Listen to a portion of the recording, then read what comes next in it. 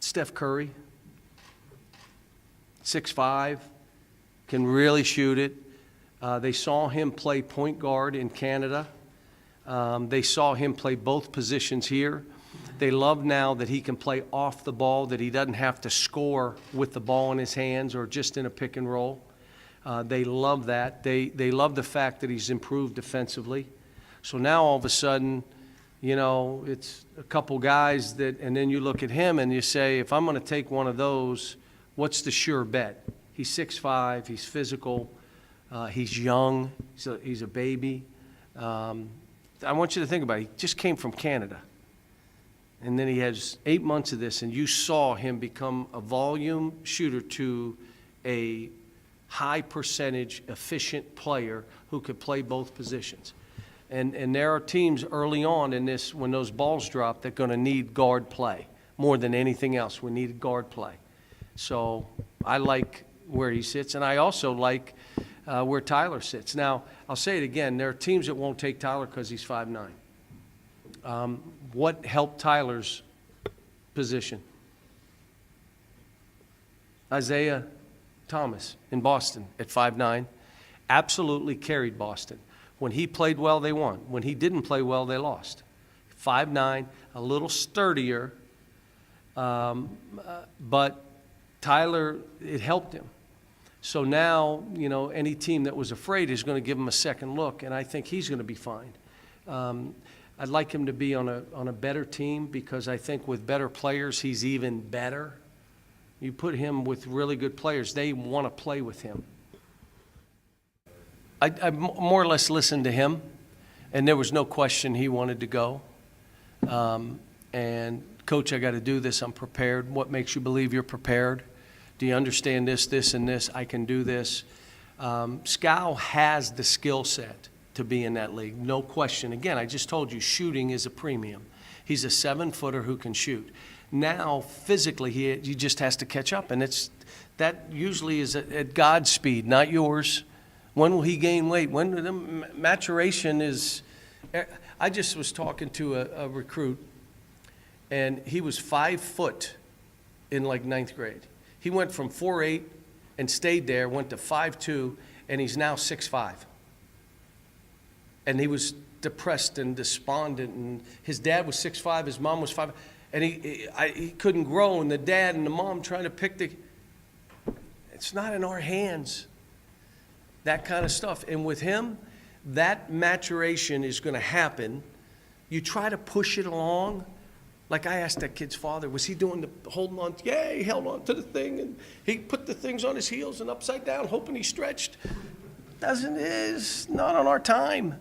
And his will be the same. But when he physically is able to play in that league, he's going to be one of those guys.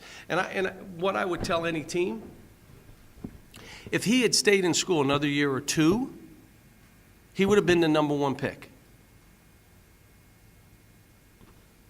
Because he'd have figured it out, he'd have blocked shots, he'd have run better, he'd have been more physical. So here's what I tell you. In 2016, whatever pick you get becomes your 2019 or 2018, you get the #1 pick. Should you take him? That's why he's going to go in the lottery. Because they're saying, you know what? If we waited a year or two and got him, he would be the #1 pick. We're going to make him turn in. He's in good shape. I don't blame him. I don't. I wish he stayed, but I don't blame him at all. Somebody said to me, are you sure he's leaving? They said, did he get an agent? I said, he got 2 agents to make sure. So, don't know yet. He's worked out for, I believe, 3 teams. Did a pretty good job. You know, with Isaiah, the whole thing comes back to just shooting the ball because they know every other skill that he has translates, including physically and defensively and rebounding. It all translates. So he's just got to be a more consistent shooter. And if you're watching the NBA, if you choose to do that, what you're finding out is there's now a premium on shooting. And if you're someone that's going to have the basketball, you got to be able to shoot. You look at Cleveland right now. Cleveland continues to shoot right now like they're doing. They may not lose a game in the playoffs. So you're understanding now that it's important, and they'll evaluate him, first of all, that way, and then they go from there. But he's got all the other skills, so. I don't know. I say that I don't know. He and I haven't talked probably in 2 or 3 days. I try to give him space. Go work out with these teams and let them tell you and talk to them, and I'm here for them, and my whole thing is you got to get better. You're coming back to get better. I would say Marcus is at the combine. Marcus is a little different. Marcus is really wants to do this, and my guess is that he'll keep his name in the draft because he just really, this is what he wants to do. And, you know, I just told him to go up there and do your thing and, you know, show the athletic player that you are. And but, you know, he's also worked out. We had those guys work out with teams before the combine. So 2 or 3 teams could evaluate them, talk to them, and then Marcus went to the combine. Alex is, it was funny, when his agent called and just said, Coach, you know, the leg is not fully healed as far as it's as strong as the other knee. And we're going to do that. We're not going to let him go to the combine. So one way or another, he will not go to the combine. And we're not going to have him work out for teams until we know he's 100%. So I was really happy to hear that they're on top of it. And this is about how do we put him in the best position he can be in. There are a lot of teams that like Alex, but he's got to go in healthy. He's going to, you know, show him that athleticism and that stuff, and he'll be fine. Unbelievable. Unbelievable. This whole combine thing. And understand, the combine wasn't for first-round draft picks.